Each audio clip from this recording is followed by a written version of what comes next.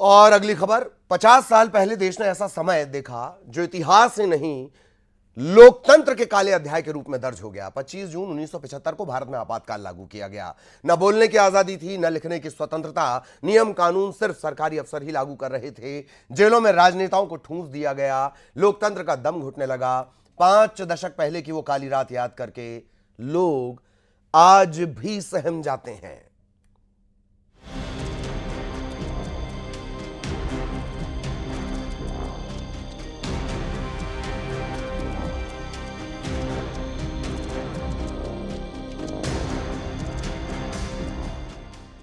तारीख 25 जून 1975।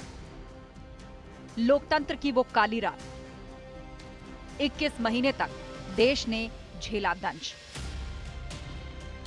25 जून 1975 की रात भारत के लोकतंत्र पर एक साया छा गया। ये साया हमेशा के लिए लोकतंत्र पर एक काला धब्बा दे गया। संविधान के अनुच्छेद 352 के तहत देश में आपातकाल की घोषणा हुई। ये वो रात थी जब आवाजें दबा दी गईं, अखबारों की स्याही सूख गई और लोकतंत्र की सांसें थम गईं। न बोलने की आजादी, न लिखने की आजादी। तत्कालीन प्रधानमंत्री इंदिरा गांधी के शब्द पूरे देश में कुछ ही पलों में गूंजने लगे। कहा गया, घबराने की बात नहीं है। लेकिन 50 साल पहले हुई ये घटना आज भी उन लोगों के दिलो दिमाग में घूमती है जिन्होंने इमरजेंसी का वो समय देखा है। आवाज उठाई और जेल गए। उस दौर को याद करते हुए बुजुर्ग सत्य प्रकाश अग्रवाल कहते हैं कि आज भी सारा मंजर उनकी आंखों के सामने तैर जाता है।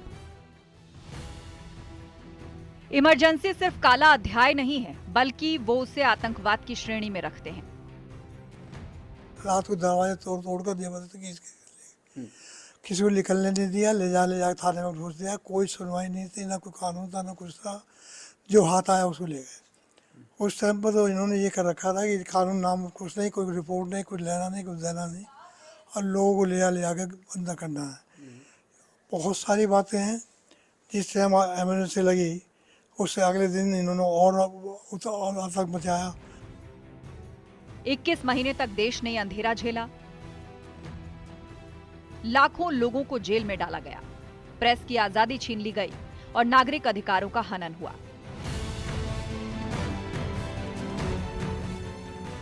इक्कीस मार्च 1977 को जब इमरजेंसी हटी, तब लोकतंत्र ने फिर से सांस ली। लेकिन ये अध्याय आज भी हमें याद दिलाता है कि लोकतंत्र की रक्षा केवल संविधान से नहीं, बल्कि जनता की जागरूकता से होती है।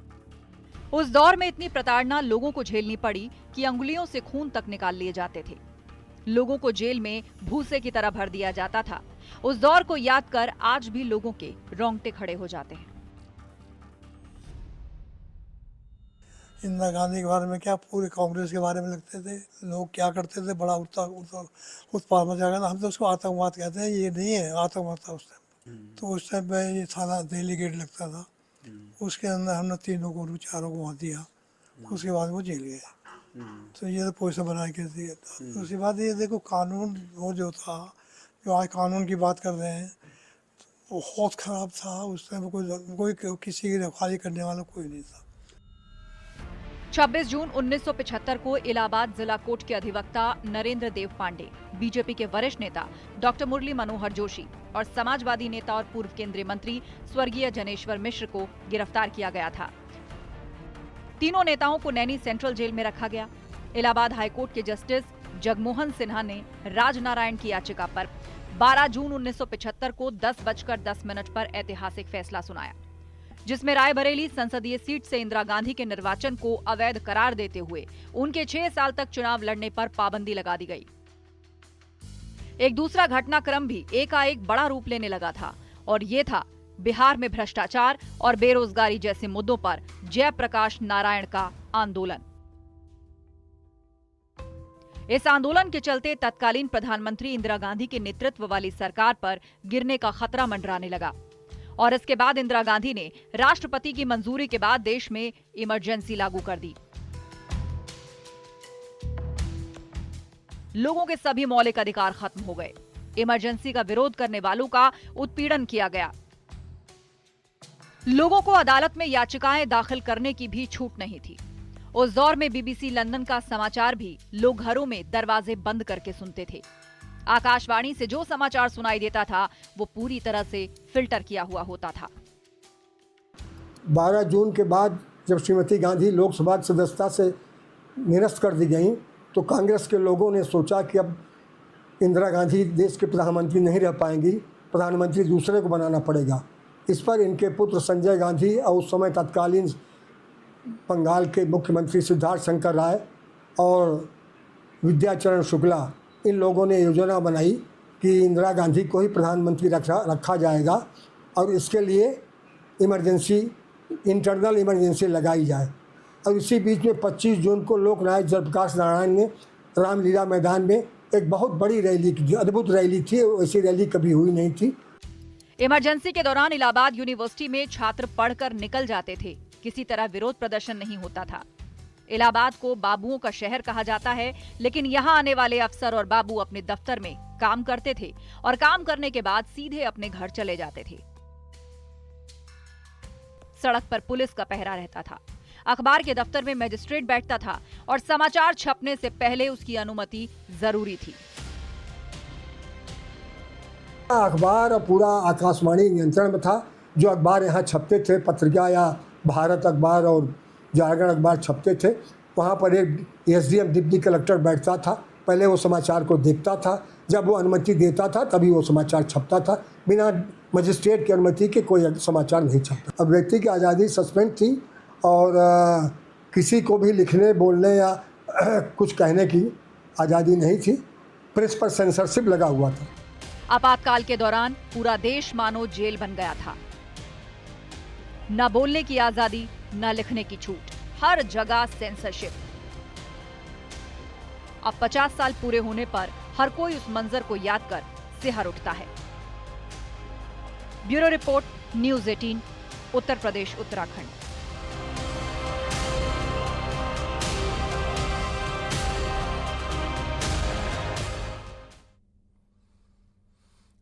21 महीने तक लोगों ने तानाशाही का दंश झेला, लेकिन 1977 में चुनाव हुए तो कांग्रेस का सफाया हो गया। जनता पार्टी की सरकार बनी और मोरारजी देसाई ने प्रधानमंत्री पद की शपथ ली।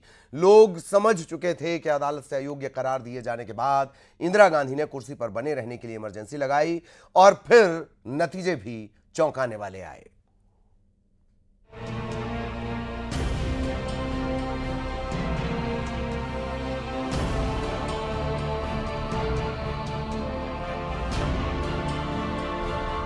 आपातकाल और उस अवधि में हुए दमन, उत्पीड़न और असहमति के स्वर और शब्दों को दबाने की हर तरह की रणनीति अपनाई गई। आपातकाल एक खास तरह की राजनीतिक संस्कृति और प्रवृत्ति का परिचायक था, जिसे लागू तो तत्कालीन प्रधानमंत्री इंदिरा गांधी ने किया था, लेकिन बाद के दिनों, वर्षों में और आज भी वो एकाधिकारवादी प्रवृत्ति कई राजनीतिक दलों और नेताओं में देखने को मिली।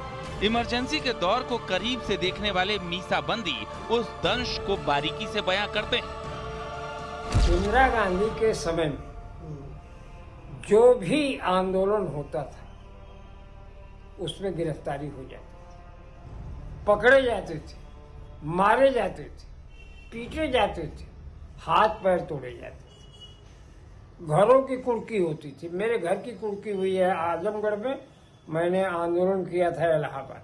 अपनी सुरक्षा के लिए, अपने को पद पर बनाए रखने के लिए ये इनके प्रकार है कि हम संविधान से ऊपर हैं, सबसे ऊपर हैं, हम हैं तो देश है, हम नहीं है तो देश नहीं है। तो इस भावना से उन्होंने आपातकाल की घोषणा की और नियम है संविधान में कि आपातकाल की घोषणा करने का प्रस्ताव कैबिनेट से पास होगा तब राष्ट्रपति के पास जाएगा। लेकिन इंदिरा गांधी ने प्रस्ताव भेज दिया, राष्ट्रपति का मुहर लगा के तब कैबिनेट से अप्रूवल कराया। आपातकाल के दौरान बड़ी संख्या में लोगों को जेलों में ठूस दिया गया। न मानवाधिकारों का ध्यान रखा गया, न जेल मैनुअल और कोई नियम कायदे थे। इमरजेंसी के खिलाफ लोगों का गुस्सा बढ़ता जा रहा था। इसके बाद 18 जनवरी 1977 को इंदिरा गांधी ने चुनाव कराने का ऐलान किया। मार्च 1977 में चुनाव हुए कांग्रेस पार्टी को बुरी तरह हार का सामना करना पड़ा। जनता पार्टी को सबसे ज्यादा वोट मिले और मोरारजी देसाई भारत के प्रधानमंत्री बने। 21 मार्च 1977 को इमरजेंसी को आधिकारिक रूप से हटा दिया गया। आपातकाल खत्म होने के बाद देश में फिर से लोकतंत्र बहाल हुआ। मीडिया पर लगाई गई पाबंदी भी हटा दी गई। बड़ी संख्या में राजनेताओं को जेल से रिहा कर दिया गया। नई सरकार ने संविधान में 44वां संशोधन किया। इमरजेंसी लगाने के नियमों को और सख्त बनाया गया, जिससे भविष्य में कोई भी सरकार आसानी से इमरजेंसी न लगा सके। इमरजेंसी की वजह से कांग्रेस पार्टी की लोकप्रियता बहुत कम हो गई, क्योंकि लोगों में कांग्रेस के खिलाफ गुस्सा था। बहुत सारे लोग संविधान की दुहाई देते हैं। मैं उनको पूछना चाहता हूं, आप किस पार्टी से आते हो, किस अधिकार से संविधान की बात करते हो? सुबह सुबह 8 बजे ऑल इंडिया रेडियो से प्रधानमंत्री जी की आवाज आई, इंदिरा गांधी की आवाज आई, राष्ट्रपति जी ने आपातकाल की घोषणा की है। जो लोग संविधान की दुहाई देते हैं, मैं उनको पूछना चाहता हूं, क्या इसके लिए संसद की सहमति ली गई थी? क्या मंत्रिमंडल की बैठक बुलाई गई थी? क्या देशवासियों को, विपक्ष को भरोसे में लिया गया था?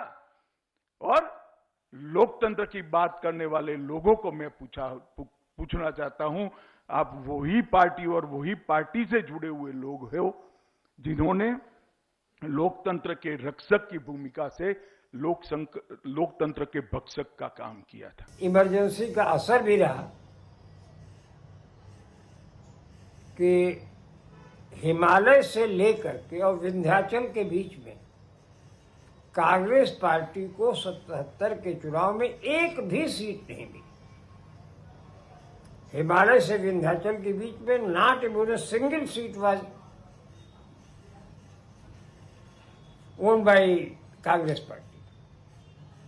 जनता पार्टी सारी सीटें जीती थी, एक सीट छोड़ करके जम्मू की सीट, लेकिन जम्मू की सीट पर भी निर्दल उम्मीदवार जीता था। 21 मार्च 1977 को इमरजेंसी का अंत हुआ और भारतीय लोकतंत्र को एक नई दिशा मिली। इस घटनाक्रम ने साबित कर दिया कि भारत में लोकतांत्रिक मूल्यों को खत्म करना आसान नहीं है। जनता की ताकत हमेशा सबसे ऊपर होती है।